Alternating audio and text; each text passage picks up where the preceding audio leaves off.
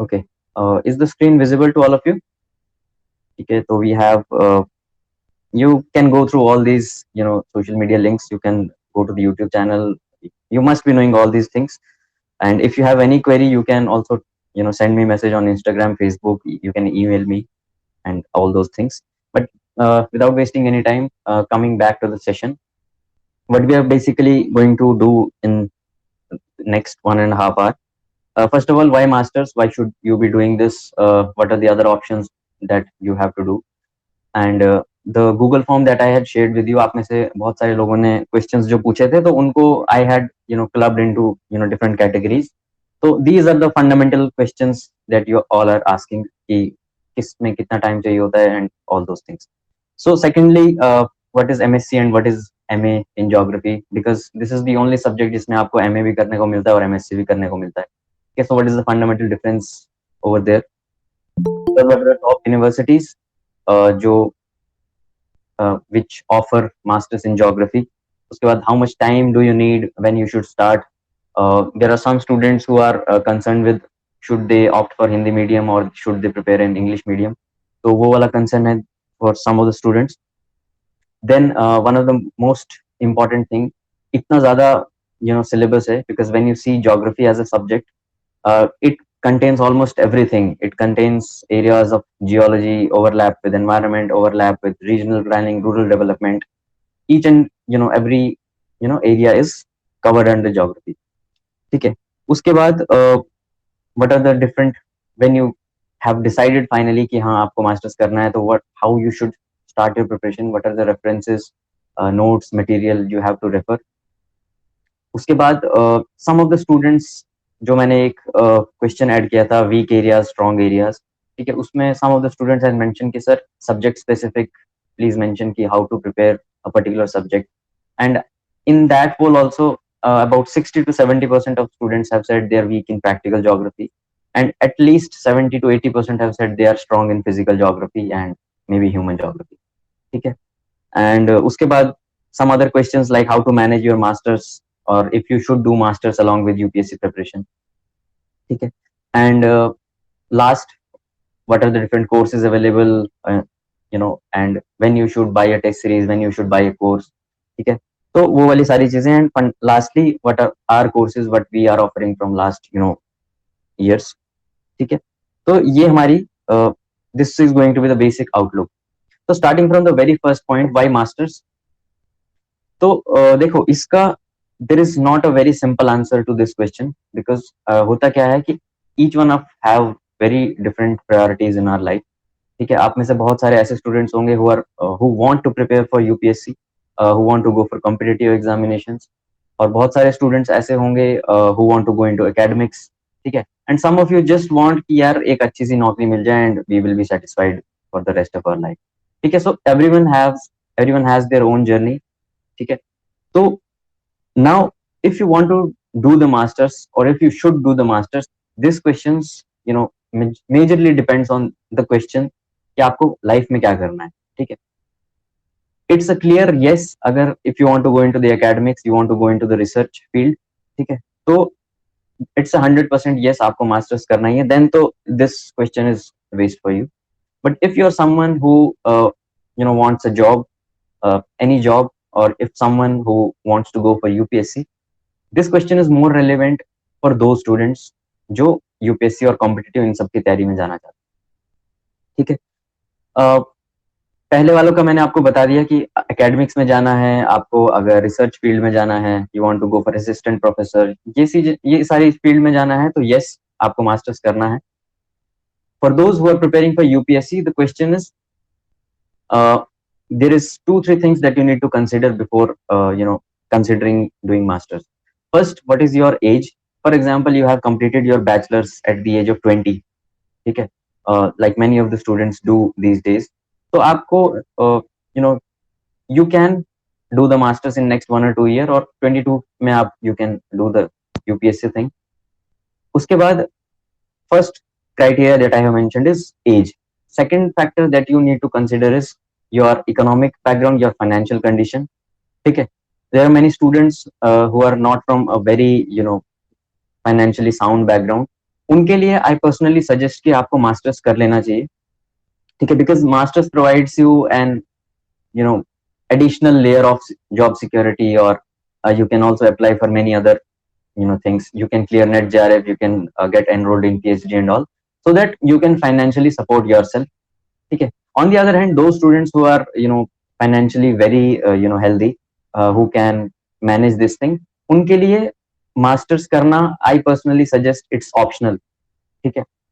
If you want, आपको लगता है कि you need to do masters, you need to clear NET JRF, आपको कुछ स्कॉलरशिप चाहिए, कुछ चाहिए, then you do. Otherwise if you are someone जिसका बचपन से एम रहा है कि you want to do UPSC, और you are clear, very clear in the mind कि यूपीएससी करना है, बट मास्टर्स करूं या नहीं करूं, if this is the question, तो फॉर दो स्टूडेंट्स आई पर्सनली सजेस्ट कि आप you can keep masters on hold for like 1 or 2 years. You give your 100%, आप अपनी पूरी डेडिकेशन से you appear for UPSC or whatever competitive examination you are preparing for. उसके बाद if you think कि okay, things are not working out in that field, तो masters is always open for you. आप किसी भी साल you can prepare for like 5 to 6 months. You can get a very decent university, so that is not a problem. And the third factor that is very important, it is the family pressure and family support. ये वाली चीज होती है. So there are some students जिनके family members or say their parents, they force you to join any university कि खाली मत बैठो, do not take a drop, वो वाली सारी चीजें. So if your family is that thing, तो I personally suggest कि यार you should also respect your family, because हमारे हाथ में बस पढ़ाई करना है, we can only read and write, ठीक है, but the real hard work it is our family who are putting in. So if they are suggesting you कि do the masters, get financially little stable, एक additional degree ले लो, तो it's not a bad thing. 2 years is not a very long time, ठीक है. For example मैं आपको अपना बताऊं कि after my graduation I passed out in 2017. उस साल there was no one to guide us, ठीक है. तो मास्टर्स का entrance exam JNU I was out by 1.25 marks, DU I was out by 0.25 marks, ठीक है. तो ऐसे मार्क्स से उसके बाद जामिया में I got selected, by I did not take admission because of my parents. They said पता नहीं वहां कैसा होगा, क्या होगा, so I did not take admission. So next year I got into UPSC preparation and all.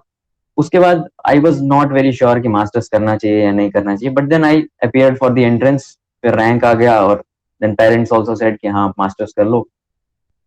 तो then I got into that field. So अब masters I completed in 2020, और तब से भी 3 साल हो चुके हैं, and I am still preparing for competitive examination, ठीक है.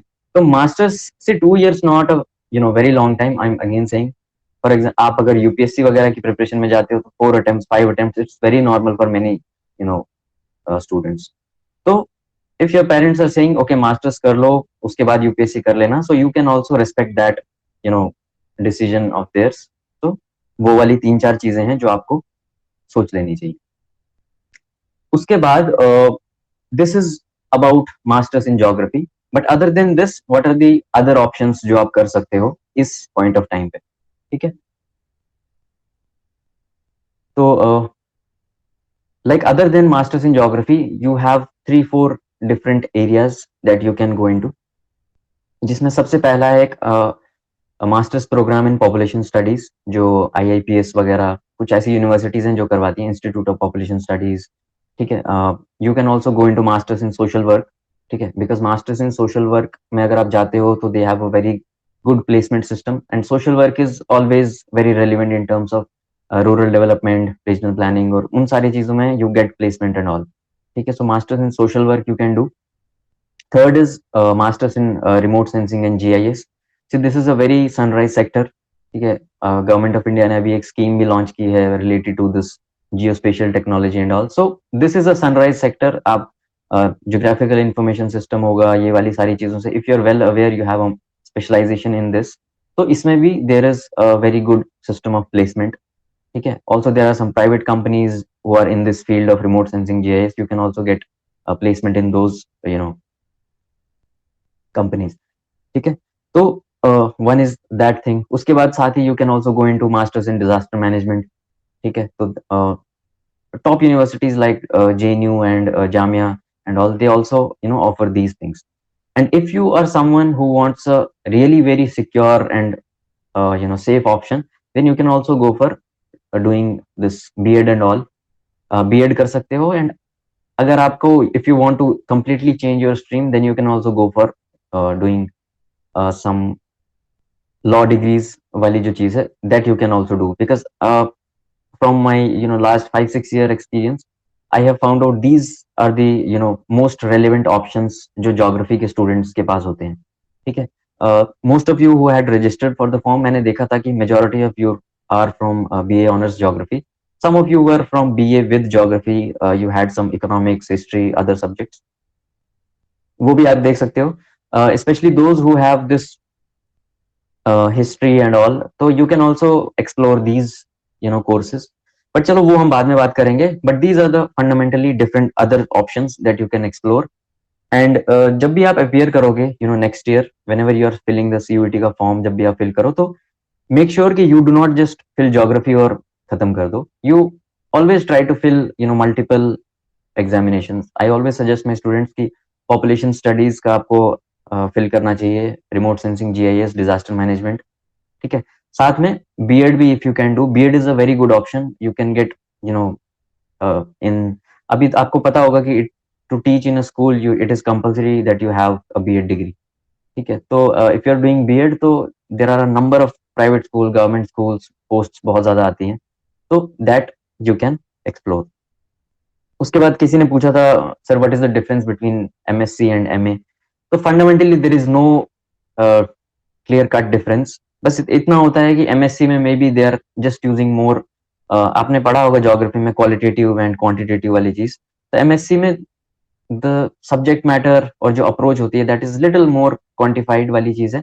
Other than there is no difference in the degree और इट्स रेलिवेंस और एप्लीकेबिलिटी, वो सारी चीजें सब सेम है, जस्ट मे बी थोड़ा subject matter, approach of study थोड़ी सी अलग हो सकती है। Other than the course, the subjects जो भी आप इसके अंदर पढ़ोगे, जियोमॉर्फोलॉजी और व्हाटएवर दोस थिंग्स, वो सारी चीजें सेम होती हैं।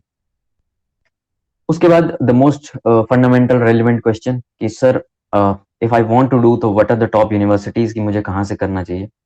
सी whenever deciding a top university, it is based on your personal conditions. मेरे लिए टॉप यूनिवर्सिटी कोई और हो सकती है, आपके लिए कोई और हो सकती है। तो देर आर 2-3 क्राइटेरिया जिसके बेसिस पे आप ये चीज डिसाइड करते हो, ठीक है। तो द फर्स्ट इज, एक तो यही होता है कि इफ यू आर, बस इतना बता दो कि टॉप कौन सी है, वहां पे मैं जाके पढ़ लूंगा। You do not have any other factors that you need to consider. For example जैसे गर्ल स्टूडेंट्स होती हैं, तो sometimes parents do not allow them to go to very far areas. For example you are from say West Bengal, ठीक है, तो parents generally से कि यार यहाँ पास की सेंट्रल यूनिवर्सिटी ऑफ दिस, इसमें एडमिशन ले लो। तो अगेन कि top university is according to your personal experience, your those things. But if you ask me, the top university, I have personally done my masters from Delhi School of Economics, from Delhi University basically. But my personal preference was JNU at that time. But in my second year, I told you, मैंने drop कर दिया था masters का idea. JNU का I did not even fill the form in my second year. ठीक है, तो DU का भर दिया, उसमें रैंक आ गया, and all my friends were in this masters program in Delhi School of Economics, तो मैंने भी वहीं एडमिशन ले लिया है, ठीक है। Also Delhi school of economics से करने का एक रीजन ये भी था कि यहाँ पे जो शेड्यूल होता है आपका कोर्स का, that is not very hectic. Hectic होता है, इट इज डिमांडिंग, आपका प्रेजेंटेशंस होता है, असाइनमेंट्स होता है, सब कुछ होता है, अटेंडेंस के भी मार्क्स होते हैं, which is not a very good thing, but still it is comparatively less time consuming and demanding when compare to JNU, ठीक है। तो फर्स्ट प्रायोरिटी पे I always suggest students to take JNU, because not because the teachers are very good और the पढ़ाई वहां पे बहुत अच्छी होती है, ये सारी चीजें, but because the overall experience of staying in JNU for 2 years, the environment, the type of people you will find there, ठीक है, तो वो वाली एक चीज जो है that is very good, the environment is really very nice, ठीक है। So it will be a lifetime experience if you get into JNU। तो 2 साल वहां पे But if you're someone who's preparing for UPSC and side by side or something like that, so second options I suggest to take Delhi University. But if I tell you the top Department of Geography of India, it is of Delhi University, Delhi School of Economics, because of the huge popularity of those geographers, their research papers and books and all. तो बहुत famous geography के contributions हैं Delhi School of Economics के जो professors and all हैं. तो the rank one पे अगर बात करें तो department wise is Delhi School of Economics, but as an overall experience if I talk, तो JNU is the best. उसके बाद third पे you can go for Jamia. Now many students have this confusion in their mind कि यार क्या sir Jamia सही है नहीं है, कैसा होगा वहाँ, क्या होगा.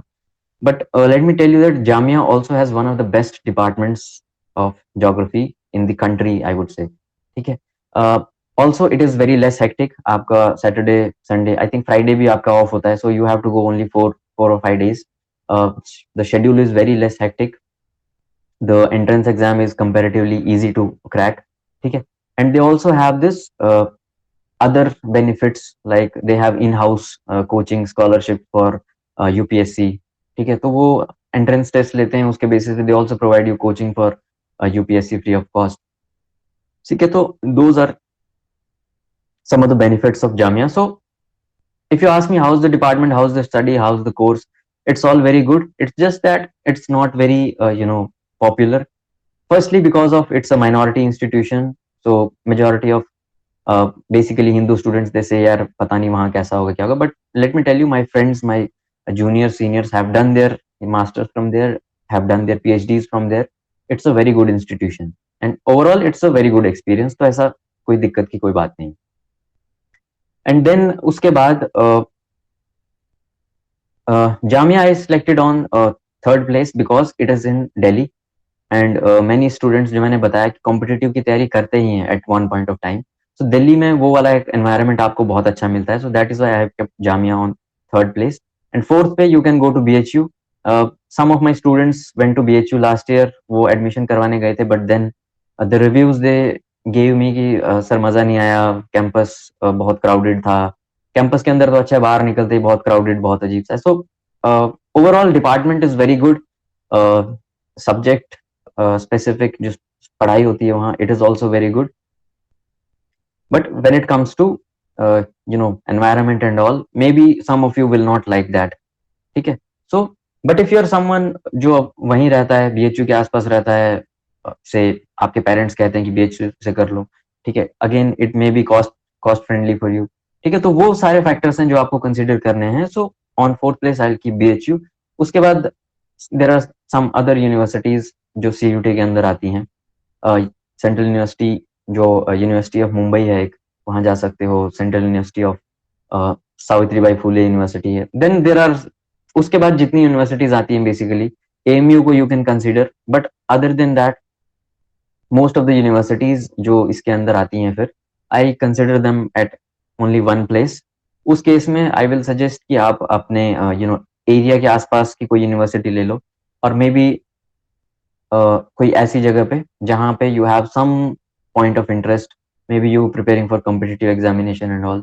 So for example south India में if you are from Tamil Nadu और if you are from any near by areas, तो you want to prepare for civils also और समथिंग, तो आप चेन्नई में जाके ले लो, because Chennai is also one of the coaching hubs of civil services and all. ठीक है, तो ये वाली सारी चीजें आप फैक्टर्स कंसीडर करोगे तो you will get an ranking कि हाँ sir, this is my first priority, this is my second priority, this is my third priority, और accordingly. So at least have a priority list of 4-5 universities and concentrate your preparation on those universities only. ठीक है, आप ऐसा नहीं कर सकते हो कि आपने 50 यूनिवर्सिटीज की लिस्ट बना ली और मैं इसका प्रिपेयर करूंगा, उधर एडमिशन लूंगा. उतना करने की जरूरत नहीं है. नाउ तो it's even easier because you have only one exam to give CUET. उसके अंडर ही आपका मैक्सिमम हो जाता है. जामिया का there is separate exam, but then again it's very much manageable फिर with the preparation you do. ठीक है. So after you have decided कि yes you have to do the masters, you have decided your universities, उसके बाद the fundamental questions that come कि sir how much time does it take to actually prepare the entire course or do multiple revisions, write all the tests. तो सारा वो चीज करने में कितना टाइम लगता है. सो from my personal experience, you have done your bachelor's honors in geography, and you have a majority of your section already covered. So बस entrance के time पे all you have to do is you just have to channelize that subjective information जो अपने college में 3 साल में पढ़ा है into objective type of information. बस that is the challenge you have to overcome. तो इसमें time, if you ask me, so I would say depending on your level of knowledge, it takes about 4 to 6 months of time to actually have a holistic preparation. Okay, I think 6 months is a lot of time to prepare for masters का entrance exam. See, if I tell you my first hand experience, uh, when I appeared for the entrance examination, I started my preparation specifically for the entrance after I had completed my college exams and all. सब वो सोचने के बाद, like I think in May, month of May, I started preparation, and I remember for DU entrance examination there were only 16 or 17 days left. ठीक है, और उस time पे you just do nothing and just prepare like 13 hours 14 hours a day for like 10-15 days, and उतने में भी majority of the sections, important areas you are able to cover. ठीक है, but when if I'm telling you 6 months, तो उसमें आपको क्या करना है कि you are completing everything. आपका basic readings आपको cover करना है, you have to complete your advanced readings, you have to make notes also, you have to write tests also. ठीक है, उसके साथ साथ you have to analyze your mistakes also, you have to improve upon your mistakes. ठीक है, तो ये सारी चीजें मैं आपको मिला के कह रहा हूँ कि you need at least 6 months, जिसमें आपका एक complete holistic preparation हो जाएगा, इसमें syllabus भी cover होगा, revisions भी हो जाएगा. ठीक है, तो ये सारी चीजें you can complete in 6 months. But if you're someone who is already very good about the basic concepts and all those things, so you can also complete the syllabus in like 4 months. Okay, so it's not a very big deal. But अभी ये भी आपको समझना होगा कि this is your last year. ठीक है, I'll come to that in a moment, so just let me finish this. So time needed at 4 to 6 months depending on your level of knowledge, depending on how much clear your basic concepts are. Okay, medium of study, this is again a very big problem when it comes to students from Hindi medium and all, but still CUET के आने से it has improved a lot. पहले ऐसा होता था कि DU, JNU, Jamia, these entrance examinations were only and only in English. ठीक है, हिंदी तो था ही नहीं, तो you only had to prepare in English. तो आपका हिंदी मीडियम था, कुछ भी था, you had to appear for entrance exam in English. तो CUT के आने के बाद you have this option of appearing either in Hindi or English or any other language, और भी उसमें options होते हैं. ठीक है, so पहले I used to suggest students कि आप ऐसा करो, you start off with the NCERTs of English, but now you have this option of appearing for the entrance exam in Hindi also. तो आपकी जो भी स्टैंडर्ड बुक्स आपने 3 साल तक कॉलेज में पढ़ी हैं, जो भी आपके नोट्स बने हुए हैं, जो भी आपका सब है, तो you can do that in Hindi also, make notes in Hindi, if possible find tests in Hindi also. ठीक है, कुछ बुक्स वगैरह अवेलेबल हो तो वो सारी चीजें आप you can do your complete preparation in Hindi. But still I would suggest कि आप इंग्लिश की क्लास 11th and 12th की NCERT कर लेना, और कुछ करने की जरूरत नहीं है. बस जस्ट समटाइम जो होता है ना कि it helps you in understanding the question in a better way. कभी जनरली जो हिंदी के भी पेपर्स बनते हैं उसमें भी वो काम चोरी करते हैं, गूगल ट्रांसलेट से कभी क्वेश्चंस ट्रांसलेट करके दे देंगे, तो वो कुछ terms as it is translate होके आ जाती हैं. So if you have a fundamental basic idea about that thing, NCERT अगर आपने किया है class 11th and 12th English में, तो उतने में आपका हो जाएगा. Rest of your preparation you can completely do in your Hindi medium or whatever you have done in your college. ठीक है, उसके बाद this question was asked by so many students कि sir the syllabus is very huge, how do we cover this entire syllabus. तो इसका देखो there is a very simple rule. मैंने YouTube पे एक वीडियो डाली थी last year about the CUET 2022 का जो पेपर था, about its analysis. कि how many questions were asked from which areas. तो सी ज्योग्राफी में 3 साल के ऑनर्स के कोर्स में you study at least 20-25 different sections of geography. At least हमारे टाइम होता था जब देयर वाज 3 ईयर प्रोग्राम. उसके बाद सीबीसीएस आया. सीबीसीएस में they have reduced some paper but still you have more than 20 papers. ठीक है. But when it comes to entrance examination, and if you see the video, the analysis video I have done, so out of the 75 domain specific questions of geography, about 55 to 60 questions are from the 6-7 core areas of geography. और वो core areas कौन से हैं? You should be knowing geomorphology, oceanography, climatology, environment, biogeography. ये 4 physical के हो गए. Human geography में you go through population geography, urban and settlement geography, regional planning, rural development. उसके साथ you have this models in geography. ये 4 चीजें आपकी ह्यूमन से होगी. Then you have this geographical thought, Indian geography, और प्रैक्टिकल के जो 3 सेक्शंस हैं, कार्टोग्राफी हो गया, रिमोट सेंसिंग जीआईएस हो गया और स्टैटिस्टिक्स हो गया. तो ये 6-7 सेक्शंस हैं जो से फॉर एग्जांपल 8 सेक्शंस. इस 8 सेक्शंस में से about 70 to 80% of your paper will be framed in the final exam. So जब हम सिलेबस को देखते हैं लाइक इट्स वेरी ह्यूज और हमसे नहीं कंप्लीट होगा और I will not be able to do it, तो उस टाइम पे what we are doing is we are taking a aerial view कि यार सिलेबस देखो कितना बड़ा है. ठीक है. But when you jump into the analysis part, तो आपको समझ में आ जाता है कि okay only these 7-8 sections I have to do properly, और बाकी जो है I can just quickly scan through what are the important topics, what are the important areas they have been asking from last 4-5 years. ठीक है. CUT के 2 ही paper हैं but you can scan through the DU previous year papers, JNU previous year papers from different sections. So for example disaster management, say GK based questions किस तरह के आ रहे हैं. I will come to 2022 and 2023 का जो paper है उसके comparison पे in a minute. उसमें कुछ चेंजेस हुए हैं इस साल, वो हम डिस्कस करेंगे. But the fundamental point that I am trying to make is कि सिलेबस जितना बड़ा लगता है ये उतना बड़ा है नहीं. It comes down to prioritizations or how you manage the important areas along with less important areas. ठीक है. तो मैं अपने स्टूडेंट्स को I quote this thing very often कि जितना इम्पोर्टेंट ये समझना है कि रेलिवेंट क्या है एग्जाम पॉइंट ऑफ व्यू से, it is equally important to understand what is not relevant and what you can skip. ठीक है. If you have that skill with you to understand this is not important from exam point of view, and if you can skip that part, so that is a blessing, that is a very good skill that you have. ठीक है. तो if you have that skill, तो you can also finish your syllabus in like 3 months. ठीक है. It will take some time, like 1 or 2 months for consolidation, revision, tests, everything, but 4 to 5 months में you can finish off everything.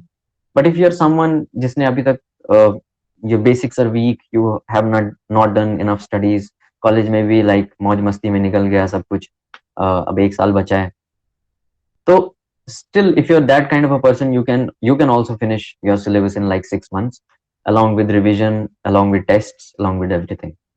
ठीक है. So this is the thing.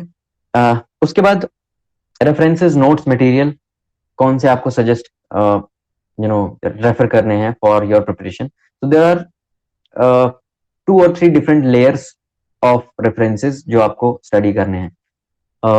कुछ ऐसे maybe some of your seniors or maybe some of your friends, they will tell you कि यार ये book पढ़ लो, it is sufficient, ये book कर लो इससे हो जाएगा, ये book कर लो इसमें से आ जाएगा. See, this is not 2014 or 2013, 2012-13 की बात नहीं है.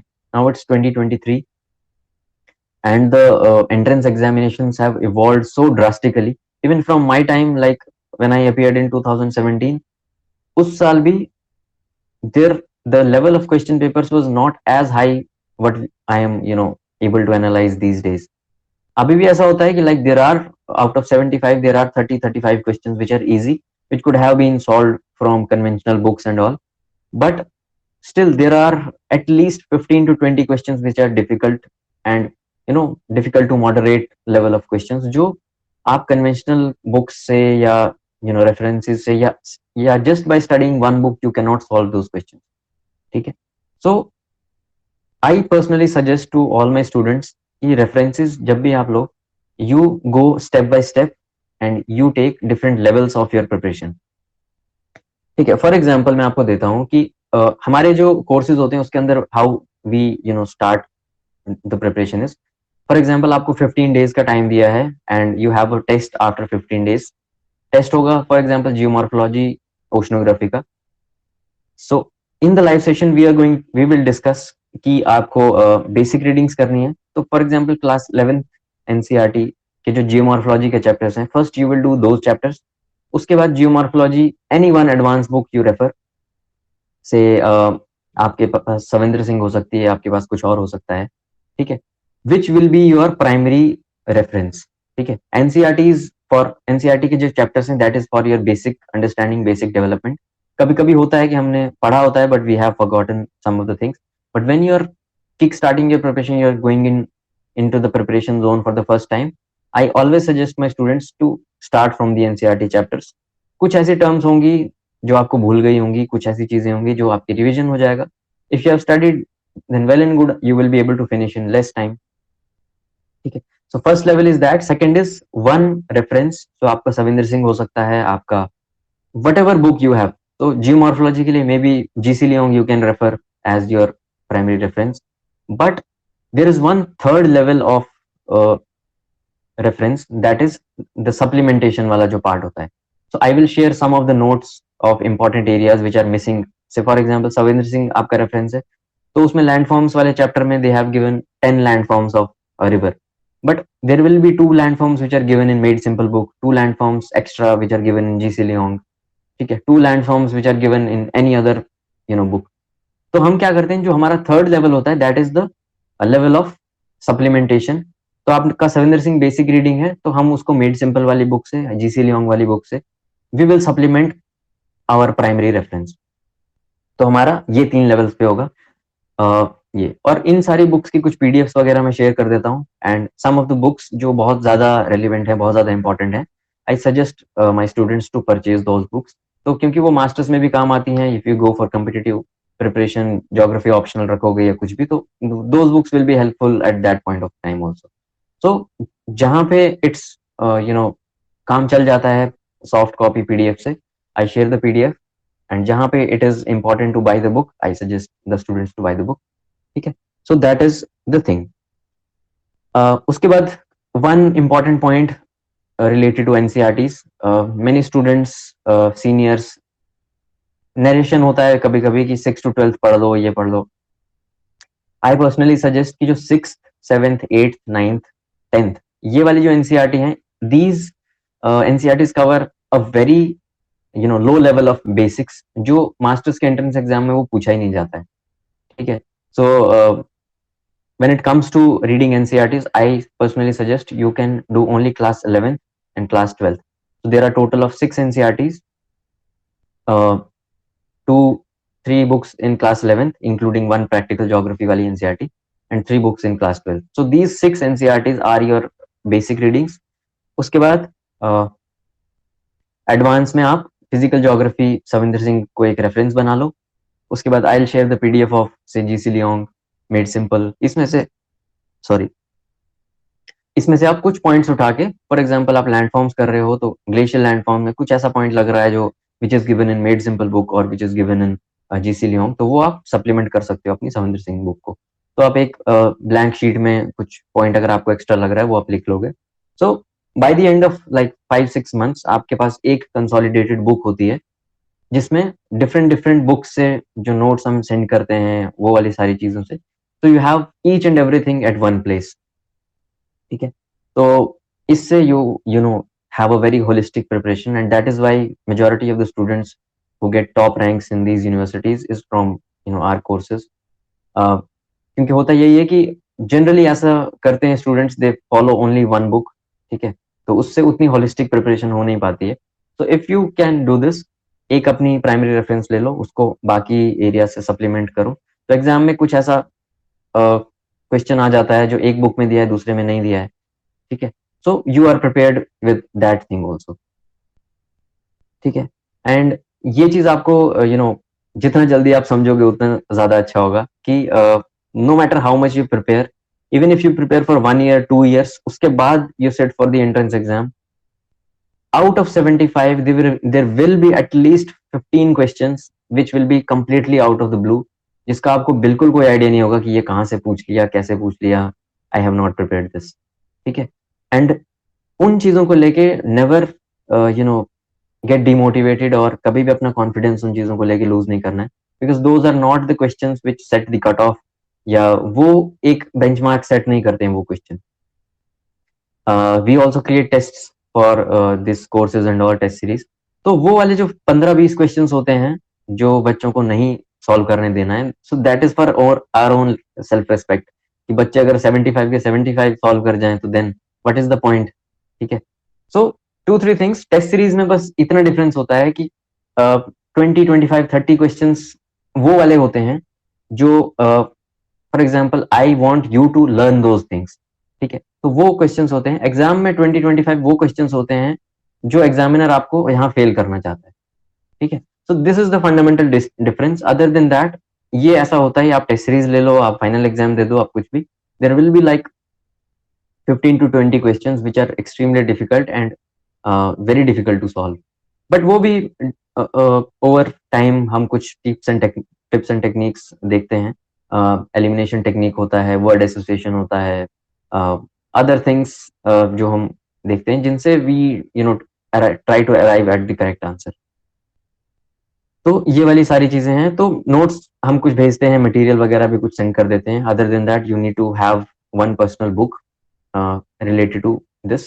ह्यूमन ज्योग्राफी के लिए you can have Majid Hussain human geography. एक बुक आपको मॉडल्स के लिए चाहिए होगी, मॉडल्स इन ज्योग्राफी, वो भी माजिद हुसैन की आ जाती है। It has almost every model. कुछ मॉडल्स जो उसमें मिसिंग होते हैं उनके हम नोट्स वगैरह सेंड कर देते हैं। Then one book for geographical thought, those who are preparing for UPSC and all, उनको उनके लिए I personally suggest two books, R D Dixit and Sudipta Adhikari. For someone who is very new to the discipline, जिसको कुछ नहीं पता है discipline के बारे में, उसके लिए आई सजेस्ट माजिद हुसैन भी आप ले सकते हो, Majid geographical thought by Majid Hussain. But if you ask me which is the best book of geographical thought, तो I will out of 4-5 books I will suggest Sudipta Adhikari, which is very comprehensive and has almost everything. In fact जो R D Dixit वाली भी book है उसमें भी they have coated Sudipta अधिकारी so many times, ठीक है। तो सुदीप्ता अधिकारी is a very good book. I personally have Sudipta Adhikari also, Lalita Rana also. I have this R.D. Dixit also. Lalita Rana का I have old edition which is जो मैंने अपने time पे पढ़ा था, तो it is in a very simple language, तो मैंने वही पढ़ा था और वही। So Majid Hussain and Lalita Rana are on the simpler side, R D Dixit and Sudipta Adhikari are little advance, ठीक है। तो आप अकॉर्डिंग टू योर नीड जो भी आपको सही लगे, अगर नहीं समझ में आता है कौन सी बुक लेनी है, you go to the book store, वहां पे आप एक साथ उनको कह दो कि आप दिखा दो, आर डी दीक्षित भी दिखा दो, you also show me Sudipta Adhikari, just read through 2-3 paragraphs from 2-3 different chapters, जिसका लैंग्वेज आपको कंफर्टेबल लगता है, you can purchase that book. So that much is sufficient. Indian geography के लिए you need to have one advance book, but see advance book की जब मैं बात करता हूँ तो you will find D R Khullar in the market, you will find Majid Hussain, Surendra Singh, these are the books available in the market, but these are like 1000-1500 pages की books हैं। So advance में से we are going to do only selective readings. Other than that जो basic है आपका class 11-12 की NCERT में जितना इंडियन ज्योग्राफी कवर होता है, that covers almost 50-60% of the part. उसके सिवा जो भी कुछ टॉपिक्स होते हैं we share some supplementary notes on those things, ठीक है। So that much is sufficient. And Indian geography में also the approach to study, अभी मैं subject specific approach I will come to that in a moment, but मैं आपको just ये बता रहा था कि जो इंडियन ज्योग्राफी होता है उसमें बेसिकली आप कितना भी पढ़ लो, the examiner has millions of things to ask. आपने पीक्स पढ़ ली, आपने लैंडफॉर्म्स पढ़ लिए, आपने रिवर्स सारी कंप्लीट कर ली अच्छे से, आपने नेशनल पार्क्स कर ली, बायोस्फीयर रिजर्व्स कर ली, सब कुछ कर लिया। एग्जामिनर पूछ लेगा which of the following is a major port of India, आपने सब कुछ कर लिया, एग्जामिनर आपसे अर्बनाइजेशन का क्वेश्चन पूछ लेगा। तो Indian geography is such a vast syllabus, vast section. तो यहाँ पे it becomes very important to write test. तो आपने for example you have written 3-4 test of Indian geography, तो by the end of third fourth test you have a very clear picture in your mind कि यार these are the topics जो बार बार repeat होते हैं, these are the topics जो exam में आते हैं। ठीक है, तो for example you write test of Indian geography, उसमें नेशनल वाटरवेज पूछे हैं, ठीक है, नेशनल हाईवेज पूछे हैं, तो आपको समझ में आ जाएगा कि ओके दीज आर इंपॉर्टेंट, तो you will just simply read the national waterways, 5-6 national waterways कौन से इंपॉर्टेंट है वो आप पढ़ोगे तो your topic is done. But अगर आप टेस्ट नहीं देते हो इंडियन ज्योग्राफी के, तो आपको करना क्या पड़ता है, you go line by line, chapter by chapter, and at the end of your preparation उसके बाद भी समझ में नहीं आता है कि if you are done your preparation right or not. So Indian geography में it becomes very important to solve questions, write tests, so that you get a clear understanding कि कौन सी चीजें important हैं और कौन सी चीजें नहीं। ठीक है, उसके बाद coming to subject specific approach, तो सब्जेक्ट स्पेसिफिक अप्रोच में से we divide the entire geography syllabus into 4 parts. First is the physical geography, second is the human geography, third is the Indian geography, and fourth is the practical geography. ठीक है, तो subject specific approach में आपको क्या करना है, say when we talk about physical geography, तो हर एक सेक्शन का एक डिफरेंट अप्रोच ऑफ स्टडी है। ठीक है, so when it's physical geography से geomorphology, climatology, oceanography, the majority of the time students what mistake they make is, Savinder Singh की बुक उठा ली, they start reading landforms, start कर दिए पढ़ना, what is an oxbow lake पढ़ना स्टार्ट कर दिया, what is whatever landform, what is a cirque, what is erite, moraines क्या होते हैं, इनकी subjective reading कर ली and they think they have completed the landforms. But on the other hand, अभी भी जैसे मैं आपको ये terms बता रहा हूँ कि what is a cirque, what is an oxbow lake, what is a V-shaped valley, आपके दिमाग में you will not be getting subjective paragraphs जो आपने पढ़े हैं। जब मैं आपको ये words बोल रहा हूँ तो आपके दिमाग में उन चीजों की images आ रही होंगी कि what is an oxbow lake, तो हाँ मैंने वो diagram देखा था तो that looked like an oxbow lake. सर्क क्या होता है, व्हाट इज अ मोरेन, ठीक है, वी शेप वैली बोलूंगा तो you will visualise a valley, you will not be able to remember कि आपने पैराग्राफ क्या पढ़ा था।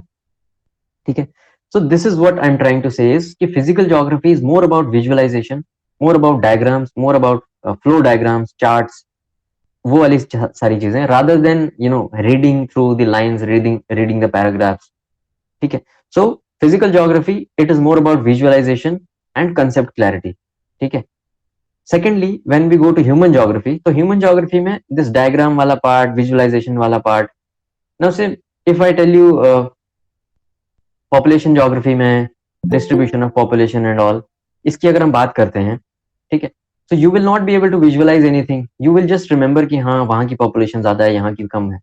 So when it comes to human geography, it is more important to have a better understanding of the subject matter.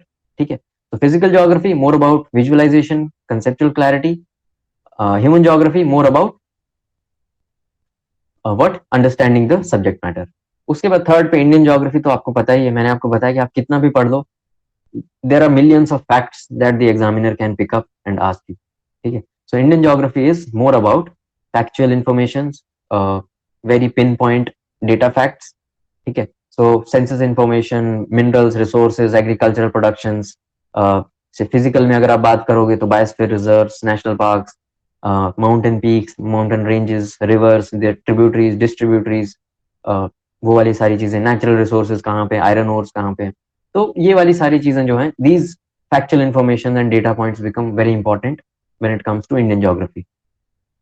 इसमें भी students try to Indian geography में subjective तरीके से हर चीज पढ़ते हैं, तो then end up making this mistake. एक तो बहुत टाइम कंज्यूमिंग हो जाता है and the cost benefit is also very less. ठीक है, तो इंडियन ज्योग्राफी में we the approach that we follow is to go very objective in nature, just pick up a topic, national parks, तो state wise हम 3-3, 4-4 national parks कर लेंगे। Biosphere reserves, there are only 18 biosphere reserves, तो वो हम sequence में याद कर लेंगे, which are the major animals, flora fauna found on those regions, कौन सी स्टेट में है, are they part of man and biosphere programme, उसका नेटवर्क का पार्ट है या नहीं है। So these 5-6 factual things and your topic is covered.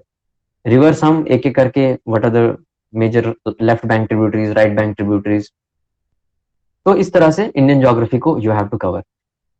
Now lastly the statistics part, तो statistics is a mix of everything. ठीक है, here you need to have a little visualization also. For example, your doing this cartography वाला sections आप करोगे, तो map scales हो गए, projections हो गए, तो you should be having you know mental map in your mind कि ओके मर्केटर प्रोजेक्शन कैसा दिखता है, मोलविड प्रोजेक्शन कैसा दिखता है, कोनिकल प्रोजेक्शन कैसा होता है, स्टीरियोग्राफिक प्रोजेक्शन कैसा होता है. So all those things you need to have a visualization. Then you also need to have a conceptual clarity about what is a scale, what is the difference between a map and a sketch, what is the difference between a globe and a projection. ठीक है, तो यहाँ पे conceptual clarity is very important, understanding is very important, and then factual चीज भी important होती है when it comes to statistics, those formula किसकी application कहाँ होती है. So these are the fundamental four sections and the four different approaches we follow to study these. उसके बाद how to manage masters with UPSC preparation. तो देखो ये question जो है ये इनिशियली भी मैंने थोड़ा सा डिस्कस किया था. तो फर्स्ट ऑफ ऑल इसके लिए I would want you to sort out कि आपको करना क्या है. See I am the person जिसने मास्टर्स की प्रिपरेशन और यूपीएससी की प्रिपरेशन साथ साथ की है, and I ended up compromising with both the things. ठीक है, मास्टर्स में I use to go for classes, self study UPSC के लिए, कभी प्रीलिम्स हो रहा है कभी मेंस हो रहा है. ठीक है, तो उसकी वजह से I use to skip a lot of classes from the masters.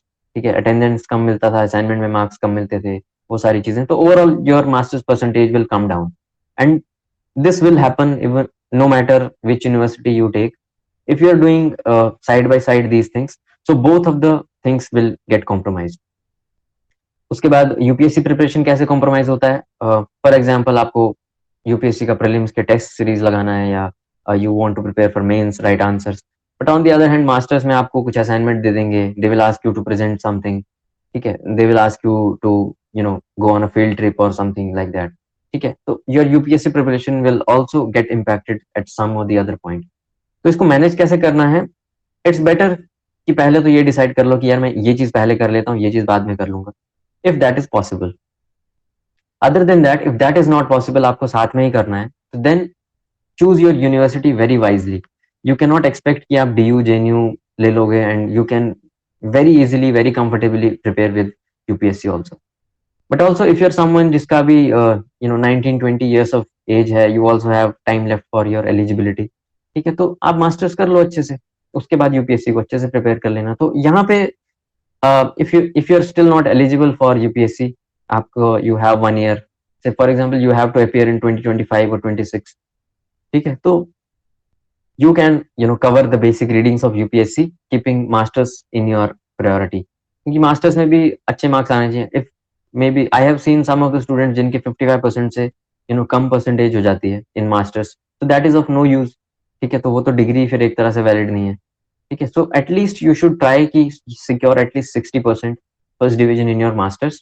और साथ में अगर आपको 25 में यूपीएससी देना है या 26 में यूपीएससी देना है, ठीक है, तो आप बेसिक रीडिंग्स जो हैं यूपीएससी की, बेसिक एनसीईआरटीज, बेसिक टेस्ट आप जैसे देते हैं या क्लासेस होती हैं जो भी होता है, so you can manage along with that. Some of my friends and juniors, what they did is masters कर रहे हैं but used to take coaching classes. तो coaching class basically 3 hours का होगा, तो मे बी मॉर्निंग में 9 to 3 4 आपका ये होगा कॉलेज, एंड देन उसके बाद इवनिंग बैच में they use to take UPSC classes. ठीक है, so these are all the different ways जो आपको दिमाग में रखने हैं when it comes to managing the competitive preparation with it. उसके बाद should you buy any course और test series on preparing for masters in geography and all. तो देखो this is completely very personal call. ठीक है, it depends on again the factors I had mentioned in the initial session. पहली चीज तो ये है कि what is your level of preparation, how much you have prepared. There are some of the students who are from engineering background, there are some of the students who are with bachelor's normal BA or this with geography. तो उन students के लिए I think it is very much obvious or desirable कि हाँ join a course, take some mentorship and all, take guidance from your seniors or any of your friends who have qualified like. And when it comes to test series is comparatively more important. I'm not saying that mentorship and guidance is not important. If I had the guidance at right time, I could also have been in the I think academic field right now. But just because I did not clear my master's entrance in my first attempt in my first year, तो I shifted my focus towards the competitive and उसके बाद उसी field में लगे. ठीक है. तो better take some personal assistance guidance from any of your seniors, or if you want to buy any course you can also do that. तो वो कर सकते हो, because it keeps you on a very focused track. तो आप geomorphology कर रहे हो तो you are not able to understand कि these topics are important or not, ये करना है नहीं करना है, तो you can get those doubts clear, and it's actually very helpful to have someone who can guide you at every point of time. ठीक है. Coming to test series is comparatively more important for those who are confident कि यार हमें guidance की जरूरत नहीं है, we will do our self study and all, वो सब हो जाएगा, and just write the test to understand कि क्या mistake हो रहा है, how I will do the analysis on myself, वो सारी चीजें मैं कर सकता हूँ. तो you can just buy the test, prepare according to the plan. उसके बाद टेस्ट में अपेयर हो, whatever mistakes have you made उनको इम्प्रूव करो. ठीक है. As I have told earlier also कि हर टेस्ट में ऐसा होगा कि देर विल बी 20-25 क्वेश्चंस जो आपको एग्जामिनर या टेस्ट सेटर आपको वो सिखाना चाहता है, दोज 20-25 टॉपिक्स. तो read those topics very carefully, उनके नोट्स बनाओ अच्छे से. ठीक है. तो those are the things that you should keep in mind. And test series is वो एक ऐसी चीज है that improves your marks, improves your performance substantially, very highly. ठीक है. तो वो चीज आप कंसिडर कर सकते हैं. And what are our courses, हम क्या ऑफर करते हैं, we offer this two different courses for this. One is the test series and one is personal mentorship guidance plus test series. तो these are the two different courses जो हम offer करते हैं. And it's up to you if you want to join और not. But मैंने वही कहा कि first, if you have understood all these steps कि आपको कब क्या करना है, कैसे करना है, only then go for joining the course. Many of the students, like last year also, students join the test series, join the mentorship program, and then आधे रास्ते में आके उनको realize होता है कि okay, we do not want to do masters, हमको कुछ और करना है. मास्टर फॉर एग्जाम्पल कॉम्पिटिटिव के लिए जाना है, और may be follow any other passion that you have. ठीक है. सो try to do each and everything in a very sequence, understand everything in a very structural manner. Decide करो पहले, discuss with your parents, analyze your financial social condition. ठीक है. family support, वो सारी चीजें. उसके बाद do everything. उसके बाद decide कि if you want to join any course or join a test series or not. ठीक है. तो these are the things. उसके बाद best strategy, once you have decided everything कि हाँ मास्टर्स करना ही है, सब कुछ करना है, ये करना है. So this is these are the 5-7-8 steps जिसमें आपको प्रिपरेशन करना होता है. So first decide your university. For example आपका सीयूटी कंफर्म है, जेएनयू में जाना है. So do the analysis of JNU previous year paper, CUT के पेपर्स को एनालाइज करो. आपका priority, if you are from you want to go to Jamia, so you do the analysis of Jamia के previous year 5-6 year question papers. Always start with the basics, जो मैंने आपको अभी बता दिया था थोड़ी देर पहले. Identify the core areas. I also discussed this in brief. कि हाँ, there are many sections, 20-25 sections, but at the end of the day there are only 8-9 sections जिसमें से entrance exam के questions आते हैं. ठीक है. Next, focus on both coverage and consolidation. There are many students and all seniors जो आपको कहेंगे कि एक बुक पकड़ो, उसको ही बहुत अच्छे से पढ़ लो और आपका हो जाएगा. That used to work in 2013-2014. अब ऐसा काम नहीं करता है. दिस कंसोलिडेशन के साथ साथ आपकी कवरेज भी ज्यादा होनी चाहिए. ठीक है. तो just try to incorporate more information from different sources. जैसा मैंने आपको बताया कि supplement from some additional sources. ठीक है. तो जियोमॉर्फोलॉजी कर रहे हो तो से 1 or 2 बुक से कुछ एडिशनल इन्फॉर्मेशन, एडिशनल चीजें जो आपकी बुक में मिसिंग है, you can do that thing. तो coverage is equally important then consolidation. उसके बाद प्रैक्टिस टेस्ट एंड क्वेश्चंस. जैसे मैंने आपको बताया कि for example you are preparing for your college exam. ठीक है. तो वहां की आपकी प्रिपरेशन कैसे होगी? You will create a structure of your answer, you will do answer writing practice, वो वाली सारी चीजें करोगे. Then you will understand कि okay, if I am doing things right or not, if I am going in the right direction or not. Same is the concept with this test series, the objective based entrance examination. तो यहाँ पे आपको test को attempt करना है, you have to practise your skills, you have to practise elimination technique, आपका guess work आपको you have to जज कि okay if I am taking guess in 20 questions तो उसमें से मेरी एक्यूरेसी कितनी आती है, तो on the basis of that you will decide कि आपके एग्जाम में आप कितने क्वेश्चंस अटेम्प्ट करोगे. So all those things about understanding your way of approaching the exam, ये आपको समझ में तभी आएगा जब when you are into practicing questions and practicing tests. Then उसके बाद you have written a test, you have to analyze, compulsorily analyze your performance. For example, you have attempted 75 questions, ठीक है, उसमें से how many questions were correct, how many were incorrect, how many guesses did you take, guess आपने 10 guess लिए थे, how many guesses were correct out of those, ठीक है. So analyze करना is very important so that you can improve upon those mistakes that you have made in the next test. And again, it's a continuous process of improving yourself. So by the end of the session, when you have written at least 20-30 tests, okay, the number can vary. If you want, you can take less tests. If you want, you can take at least 20-30 tests. उसके basis पे you will improve a lot. जो mistakes आप directly exam में करते, वो mistake आप tests में करके you will improve on those things. ठीक है.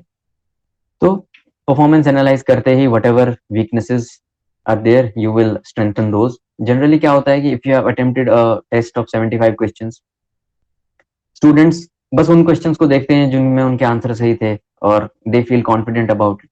But the first priority after writing a test should be कि जो आपके 20-25 questions जो आपके गलत हैं, first priority, the first thing that you need to do is look up those questions, read the explanation of those questions. Why did you make mistake? ठीक है. Then उसके बाद you analyze your mistake also कि okay if the mistake was a silly mistake कि आपको ए select करना था, आपने बी सिलेक्ट कर दिया, you knew the answer but you made the silly mistake. ठीक है. या फिर आपकी मिस्टेक ऐसी थी कि you were able to eliminate 2 options but जो रिमेनिंग 2 ऑप्शंस थे उसमें आप नहीं कर पाए solve question. So that means आपने पढ़ा हुआ है, you have the coverage, but revision is lacking somewhere. अगर सिली मिस्टेक किया तो तब तो यू आर केयरलेस पर्सन. वो आपको क्वेश्चन 2 बार अच्छे से पढ़ना चाहिए था, ऑप्शन 2 बार अच्छे से पढ़ना चाहिए था. ठीक है. But if the question is completely unfamiliar, आपने ना क्वेश्चन सुना है ना ऑप्शन सुना है, तो that means your coverage is not as extensive. ठीक है. तो then you need to focus more on the coverage part. तो आपकी मिस्टेक्स भी आपको बताती हैं कि which type of things you need to do in your preparation. ठीक है. तो उसके बाद वही रिवाइज एंड देन कंसोलिडेट. तो आपने फर्स्ट तो आप एक बेसिक रीडिंग मारोगे, आप साथ में कुछ शॉर्ट नोट्स बनाते चलोगे.